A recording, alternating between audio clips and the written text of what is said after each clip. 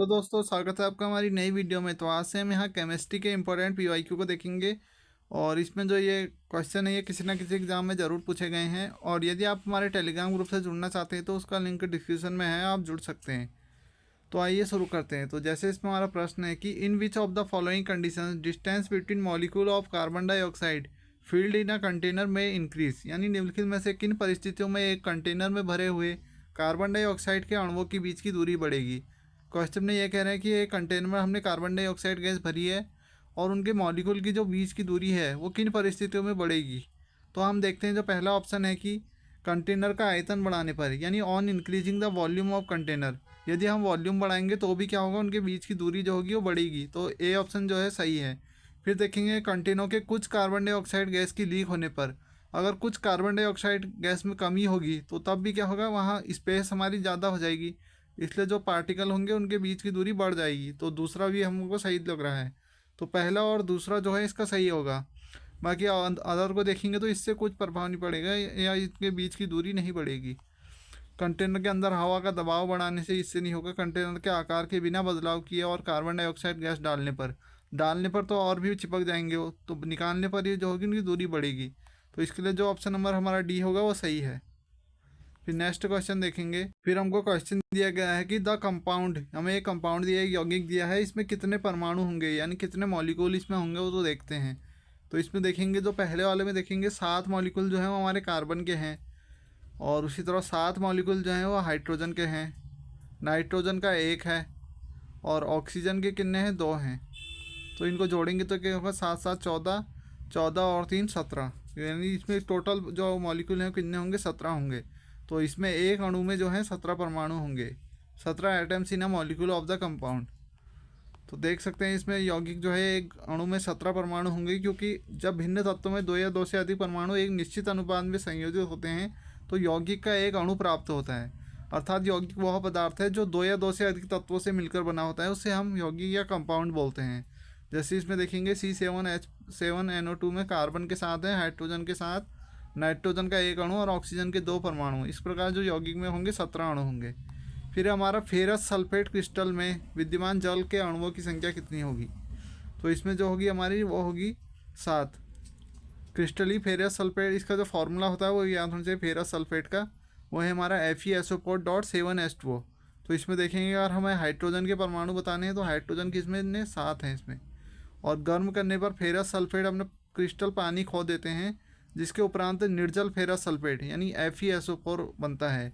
इसलिए इसका रंग हरे रंग से सफ़ेद रंग में बदल जाता है। ये पूछा भी जाता है हरे से सफ़ेद में क्यों बदल जाता है, क्यों इसका निर्जलीकरण हो जाता है, यानी इससे वाटर हमारा निकल जाता है -H2O। और निर्जल फेरस सल्फेट फेरिस ऑक्साइड यानी Fe2O3 सल्फर डाइऑक्साइड और सल्फर ट्राईऑक्साइड बनाने के लिए विघटित हो जाता है, इसलिए इस अभिक्रिया को अपघटन अभिक्रिया बोलते हैं इसे। फिर हमारा कॉपर सल्फेट, सोडियम कार्बोनेट और जिप्सम में क्रिस्टलन जल के अणुओं की संख्या क्या होगी। यदि number of molecule of water crystallization in copper sulphate, sodium carbonate and gypsum are.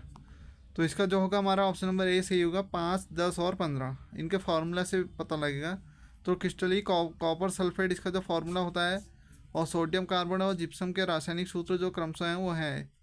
तो कॉपर सल्फेट का जो होता है वो होता है हमारा CuSO4.5H2O, देख सकते हैं। और इसमें होगा Na2CO3.10H2O सोडियम कार्बोनेट का फार्मूला। और जो जिप्सम का होता है वो होता है CaSO4.2H2O। तो हमें इनमें हाइड्रोजन के परमाणु बताते हैं, यानी जल के अणुओं की संख्या बतानी है। तो देखेंगे पहले वाले में कितने हैं, हमारे 5 हैं, यहाँ 5H2O है। इसमें देखेंगे इसमें 10 है, और जो जिप्सम में है इसमें 2 है। तो 5, 10, 2 जो होगा इसका सही होगा। इनके फार्मूले याद होने चाहिए। फिर हमारा कि भारी पानी में अणुभार होता है, तो ये भी पूछा जाता है। इसमें होता है 20। इससे क्या होता है, D2O जो हाइड्रोजन का दूसरा समस्थानिक होता है, इसका उपयोग इससे बनाने में किया जाता है। और भारी जल D2O का अणुभार ये लगभग 20 होता है, प्रति मोल होता है। भारी जल का उपयोग जो होता है नाभिकीय रिएक्टर में मंदक के रूप में किया जाता है, यानी नाभिकीय रिएक्टर को मंदक के रूप में किया जाता है। भारी जल में ड्यूटेरियम D होता है, यानी 1S2 इसका यूज होता है इसमें, जो हाइड्रोजन का एक समस्थानिक है, यानी इसका आइसोटोप है। फिर पदार्थ का परमाणविक सिद्धांत सर्वप्रथम किसने प्रस्तावित किया था, यानी the atomic theory of matter was first proposed by. तो ये हमारे जॉन डाल्टन ने दिए थे, डाल्टन का सिद्धांत, जॉन डाल्टन, इन्होंने ही पहले बताया था परमाणुक सिद्धांत। तो जॉन डाल्टन ने 1803 ईस्वी में पदार्थ का परमाणविक सिद्धांत सर्वप्रथम प्रस्तावित किया था, जिसके अनुसार परमाणु जो होता है अविभाज्य होता है तथा परमाणु की एक निश्चित आंतरिक संरचना होती है। फिर है हमारा who among the following propose that the atom is indivisible. तो ये भी बताया था, डाल्टन ने ही बताया था कि अभाज्य यानी इंडिविजिबल होता है हमारा एटम। तो 1803 में परमाणु सिद्धांत बताया था, जिसके अनुसार परमाणु अभाज्य होता है। बाद में वैज्ञानिकों ने यह प्रमाणित कर दिया कि परमाणु विभाज्य है तथा परमाणु की एक निश्चित आंतरिक संरचना होती है जिसमें इलेक्ट्रॉन, प्रोटॉन, न्यूट्रॉन आदि कण पाए जाते हैं। फिर निम्नलिखित में से कौन सा एक परमाणु तत्व नहीं है, यानी विच one of the following is not a mono atomic element. तो वो है हमारा आयोडीन। ये हमारा मोनो एटोमिक नहीं है, बाकी ये तीनों हमारे मोनो एटोमिक हैं। तो आयोडीन जो होता है द्विपरमाणुक है, यानी एक हमारा डाई एटोमिक है ये। और जबकि अन्य तीनों जो हैं हीलियम, कॉपर, बेरियम एक परमाणु तत्व हैं। फिर निम्नलिखित में से कौन सा एक परमाणुक है। तो एक परमाणुक जो है इसमें वो हमारा हीलियम है। हीलियम अभी पहले भी देखा था हमने, ये एक परमाणु होता है।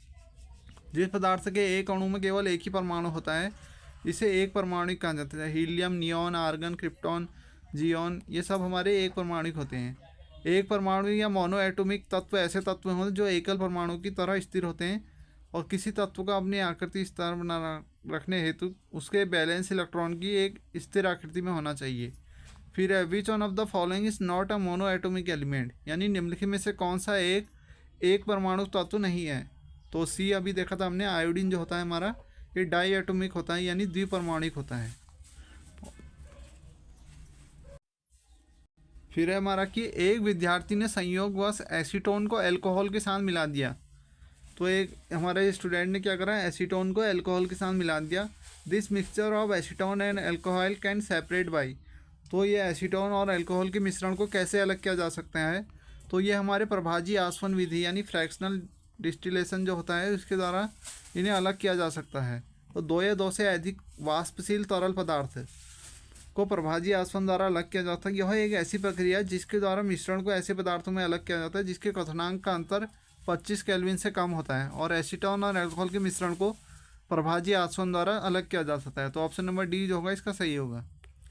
फिर है हमारा कि which one of the following method can be use to separate हमारा anthracene from a mixture of salt and anthracene, यानी नमक और एंथ्रेसीन के मिश्रण को ये अलग किस तरीके से कर सकते हैं हम। तो कौन सी विधि इसके लिए उपयुक्त तो होगी। तो ऑप्शन नंबर बी जो होगा ऊर्ध्वपातन यानी सब्लिमेशन। इसमें क्या होता है, सीधे ठोस से हमारा गैस में परिवर्तन होता है सब्लिमेशन में, यानी सॉलिड से सीधे गैस। तो नमक तथा एवं एंथ्रासीन के मिश्रण को ऊर्ध्वपातन विधि द्वारा अलग किया जा सकता है, क्योंकि जो नमक एक अवाष्पशील पदार्थ है जबकि जो एंथ्रासीन एक है हमारा वाष्पशील है। तो इसमें क्या होगा, अगर हम ऊर्ध्वपातन के देखेंगे तो जो हमारा एंथ्रेसीन होगा ये हमारा उड़ जाएगा यानी सीधे गैस बन जाएगा, और जो आयोडीन रहेगा ये हमारा सेपरेट हो जाएगा अलग से। फिर है हमारा अ mixture of sodium chloride and naphthalene. तो नेप्थलीन के मिश्रण को अलग किया जा सकता है, सोडियम क्लोराइड एंड नेप्थलीन। तो इसको भी किससे करेंगे, हम ऊर्ध्वपातन से ही करेंगे यानी सब्लिमेशन से ही करेंगे। जो हमारा नेफ्लेथीन होता है ये हमारा वाष्पशील पदार्थ होता है यानी ये हमारा गैस बन जाएगा सीधे। तो जो सोडियम क्लोराइड रहेगा वो हमारा अलग रह जाएगा। तो सोडियम क्लोराइड और नेप्थलीन के मिश्रण को ऊर्ध्वपातन द्वारा अलग किया जा सकता है। नेप्थलीन एक ऊर्ध्वपातक पदार्थ है जो गर्म किए जाने पर बिना द्रव में बदले सीधे गैस में बदल जाता है, और सोडियम क्लोराइड और नेप्थलीन के मिश्रण को जब गर्म करते हैं तो नेप्थलीन गैस में बदल जाता है और सोडियम क्लोराइड हमारा बच जाता है। फिर निम्नलिखित में से कौन सा एक बहुत सही क्रम है जिसमें यानी हाइड्रोजन, नियॉन, ऑर्गन और नाइट्रोजन गैस जो है वायु के प्रभाजी आसवन करने पर निकलती हैं। तो इसका जो होगा 20 हमारा सही होगा, हाइड्रोजन, नियॉन और फिर हमारा नाइट्रोजन और ऑक्सीजन। ये करेक्ट ऑर्डर है हमारा गैसों का प्रभाजी आसवन के बारे में, यानी प्रभाजी आसवन करने पर जो निकलती हैं गैस उसका होगा। तो प्रभाजी आसवन विधि के द्वारा उन मिश्रित द्रव का पृथक्करण किया जाता है जिनके क्वथनांकों में बहुत कम अंतर होता है। दूसरे शब्दों में जिन द्रव के क्वथनांक में एक दूसरे के समीप होते हैं, यानी उनका जो हमारा मेल्टिंग पॉइंट होता है वो हमारे नियरली होता है, यानी उनके बीच में जो डिफरेंस होता है वो कम होता है। तो भूगर्भ से निकाले गए खनिज तेल में शुद्ध पेट्रोल, डीजल, मिट्टी का तेल आदि इस विधि से पृथक किया जाते हैं। तो ये भी पूछा जाता है, पेट्रोल, डीजल, मिट्टी का तेल ये सब हमारे इसी विधि द्वारा अलग किए जाते हैं। फिर है सोडियम क्लोराइड लवण और अमोनियम क्लोराइड के मिश्रण को किस विधि से हम अलग करेंगे, यानी हम mixture of sodium chloride and ammonium chloride, तो ये भी क्या होगा हमारा ऊर्ध्वपातन यानी सब्लिमेंशन से इन्हें अलग करेंगे। फिर है हमारा कि शुद्ध जल में यानी सूखी किशमिश शुद्ध जलने के डालने पर फूल जाती है, यदि वह पुनः लवण विलयन में डाली जाती है तो सिकुड़ जाती है। इस घटना को क्या बोलते हैं, तो इसे हम ऑस्मोसिस यानी परासरण बोलते हैं। परासरण हमें ये केमिस्ट्री का बहुत इंपॉर्टेंट टॉपिक होता है ये। तो ये देख सकते हैं when dry raisins are put in a plain water they swell if put again in brine solution, यानी हम खारे पानी में या लवण जल में डाल रहे हैं तो देश रिवाइल इस phenomena indicate the property of, तो ये हमारी परासरण को इंडिकेट करता है। तो परासरण वह प्रक्रिया जिसके द्वारा अर्ध पारगम यानी सेमी परमेबल हमारी मेम्ब्रेन इससे होकर विलायक के अणु कम सांद्रता वाले घोल से अधिक सांद्रता वाले यानी कहाँ को जाते हैं, लो कंसंट्रेशन से हाई कंसंट्रेशन की ओर जाना शुरू कर देते हैं। और जैसे सूखी किशमिश के विशुद्ध जल में डालने पर फूल जाना या पुनः लवण के विलयन पर रखने पर सिकुड़ जाना, ये सब हमारी परासरण की है। हमारी लो सांद्रता से अधिक सांद्रता की ओर जाते हैं। फिर है हमारा homogeneous mixture contains two liquids how are they separated, यानी दो द्रवों का एक समांगी मिश्रण है तो इन्हें कैसे अलग किया जा सकता है, तो इसे किससे किया जाता है, आसवन विधि द्वारा इन्हें अलग किया जा सकता है। तो जिस मिश्रण के प्रत्येक भाग में सभी गुण एक समान होते हैं उसे समांगी मिश्रण कहते हैं। जैसे चीनी का जल में विलयन, अल्कोहल तथा जल का मिश्रण समांगी होता है और दो द्रवों के बीच एक समांगी मिश्रण को आसवन द्वारा पृथक किया जा सकता है। दायित्व है कि किसी द्रव में वाष्पीकृत करके पुनः ठंडा करने से के प्रक्रम को आसवन कहते हैं, यानी द्रव को पहले वाष्पित करेंगे फिर पुनः ठंडा करेंगे तो इसे आसवन विधि कहा जाता है। फिर हमारा किसी तनु विलयन में सांद्र विलयन की ओर एक चयनात्मक रूप से पारगम्य झिल्ली के आर पार वास्तविक संचरण को क्या कहते हैं, तो इसे ही हम ऑस्मोसिस बोलते हैं या परासरण बोलते हैं। तो net movement of water from a dilute to a concentrated solution through a selectively permeable membrane, तो इसे हम परासरण बोलते हैं। तो परासरण वह प्रक्रिया जिसमें अर्धपारगम्य झिल्ली द्वारा पृथक विभिन्न सांद्रता वाले दो घोलों में से जल तथा किसी विलायक के अणु में विसरण जो होते हैं कम सांद्रता लो कंसंट्रेशन से हाई कंसंट्रेशन की ओर जाते हैं। फिर हमारा किसी तत्व के अविलेय अति सूक्ष्म कणों को द्रव से अलग करने के लिए निम्नलिखित में से किसका उपयोग करते हैं, यानी very small insoluble particle in a liquid may be separated from it by using, तो ये होगा हमारा अपकेंद्रीकरण यानी सेंट्रीफ्यूगेशन द्वारा इन्हें अलग किया जा सकता है। तो कभी कभी जो सूक्ष्म कण होते हैं इतने छोटे होते हैं कि वे फिल्टर पेपर से भी नहीं निकल पाते हैं और कण द्रव्य से भी अलग नहीं हो पाते हैं, तो ऐसे कणों को अपकेंद्रीकरण द्वारा द्रव से अलग किया जाता है। तो ये हमारा सेंट्रीफ्यूगेशन के द्वारा होता है, सेंट्रीफ्यूगेशन यानी अपकेंद्रीकरण। और जो ये हमारे वॉशिंग मशीन जो होती है वो भी इसी के प्रिंसिपल पे हमारी वर्क करती है वॉशिंग मशीन। फिर है हमारा कि समुद्री जल का विलवणीकरण उत्क्रमित परासरण के प्रयोग द्वारा किया जाता है, तो विलयन पर जो प्रयुक्त दाब होता है उसे क्या बोलते हैं, तो इसे हम पढ़ते हैं तो इसे बोलते हैं परासरणी दाब से अधिक यानी लार्जर देन ऑस्मोटिक प्रेशर। तो विलयन का यदि परासरण दाब से अधिक दाब पर लगाया जाए तो परासरण की दिशा को परिवर्तित किया जाता है। तो यानी जब हमारा परासरण दाब होता है इसे हम हाई लगा रहे हैं तो इस घटना को उत्क्रमित परासरण या प्रतिलोम परासरण कहते हैं। और उत्क्रमित परासरण का प्रयोग समुद्री जल के विलवणीकरण के लिए किया जाता है, यानी इसका प्रयोग हमारे उत्क्रमित परासरण बोलते हैं इसे रिवर्स ऑस्मोसिस। तो इसका प्रयोग क्यों किया जाता है, इसका प्रयोग जो हमारा समुद्री जल के विलवणीकरण के लिए किया जाता है। तो ये भी बहुत इंपॉर्टेंट टॉपिक होता है हमारा रिवर्स ऑस्मोसिस। फिर हमारा SiO2 NaCl तथा NH4Cl का एक मिश्रण है, यानी एक हमारा इनका एक सॉल्यूशन है यानी मिक्सचर है। तो इसके घटकों को पृथक्करण करने के लिए किया जाता है, उसके लिए आवश्यक प्रयुक्त चरण है, यानी हम इन्हें किस तरह से अलग कर सकते हैं। तो इसका जो करेक्ट ऑर्डर होगा तो इसका जो होगा ऑप्शन नंबर ए सही होगा। जो SiO2 होगा इसको ऊर्ध्वपातन से करेंगे यानी सब्लिमेंशन, ये NaCl जो होगा हमारा विलयन से करेंगे, और जो NH4Cl हाँ NH4Cl को हम निस्पंदन से करेंगे, और जो हमारे ये होंगे इन्हें हम यानी इन्हीं का एक मिश्रण है, इनको हमें तीनों का ही एक मिश्रण दिया है, इसको अलग किस तरीके से करेंगे। तो पहले इनका ऊर्ध्वपातन होगा, फिर इनका ये विलयन बनेगा, फिर इनका निस्पंदन होगा यानी फिल्ट्रेशन होगा, और लास्ट में जो होगा इनका क्रिस्टलन होगा। तो ये इनका ऑर्डर है, ये तीनों एक ही मिक्सर के हैं। तो ये इस ऑर्डर याद रखना है, इस तरीके से हम इन्हें अलग करेंगे। ऊर्ध्वपातन में क्या होगा, जो हमारी ठोस वाले होंगे वो सीधे गैस में बन जाएंगे, फिर हमको एक सॉल्यूशन मिल जाएगा, फिर उसका फिल्टर करके और क्रिस्टलाइजेशन हो जाएगा। तो इस तरीके से करना है। फिर ये भी हमारा टॉपिक है कि जो हमारे कच्चे आम जो होते हैं सिकुड़ जाते हैं जब लवण जल में उनका अचार बनाया जाता है। तो इस घटना किससे संबंधित है, तो अभी देखा था हमने, ऑस्मोसिस यानी परासरण से है। लो कंसंट्रेशन से हाई कंसंट्रेशन की ओर जो हमारा फ्लो होता है, तो ये परासरण में ही होता है। तो कच्चा आम बनाते समय जो लवणीय जल में डालने पर परासरण के कारण सिकुड़ जाता है और परासरण के विलायक के अणु कम सांद्रता से अधिक सांद्रता की ओर गतिमान करते हैं, और अचार बनाते समय लवणीय जल का घनत्व अधिक होने के कारण कच्चे आम जल के बाहर आ जाता है, जिससे आम सिकुड़ जाता है।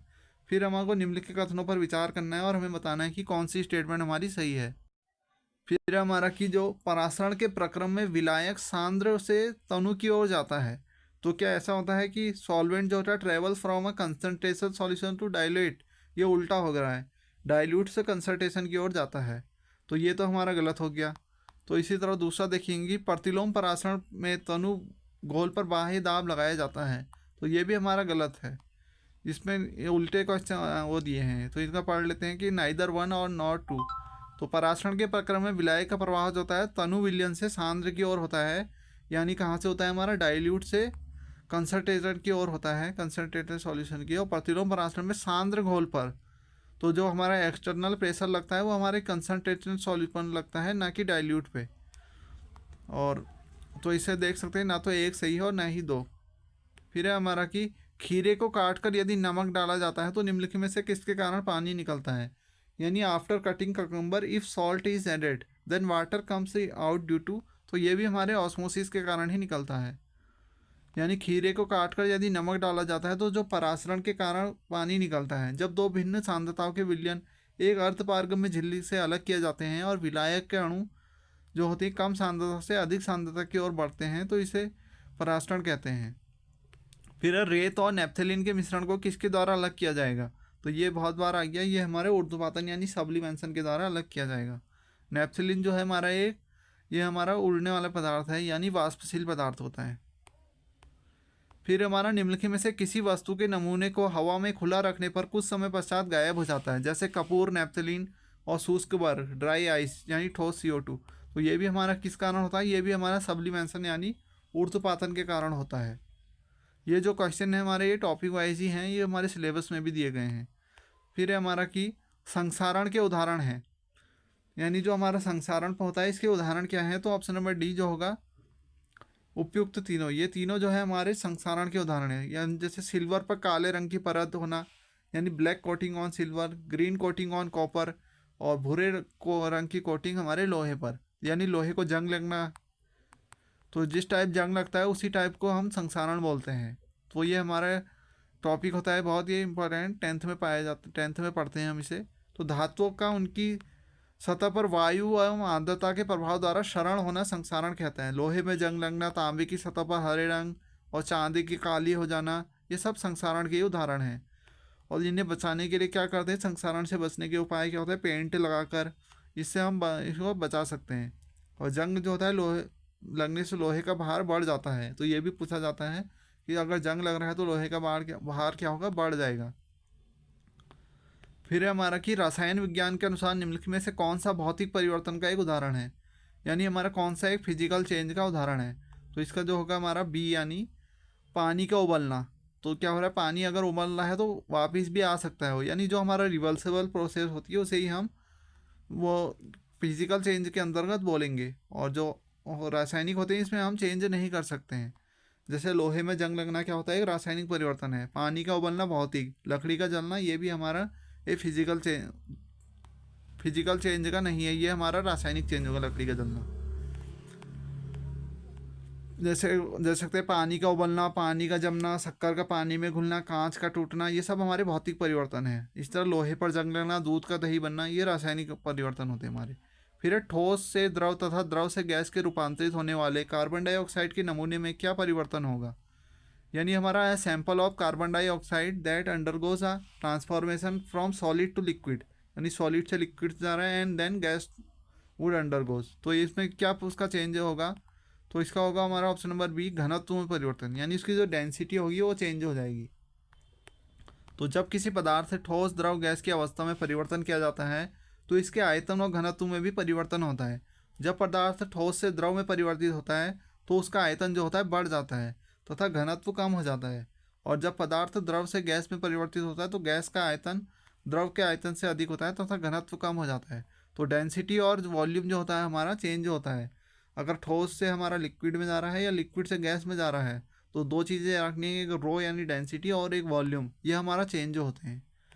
फिर हमारा जल स्रोतों में जल के भौतिक रासायनिक लक्षणों में परिवर्तन होने का कारण क्या है, तो इसमें होगा हमारा बहिस्रावी, यानी the reason of physical and chemical change of water in a water resources.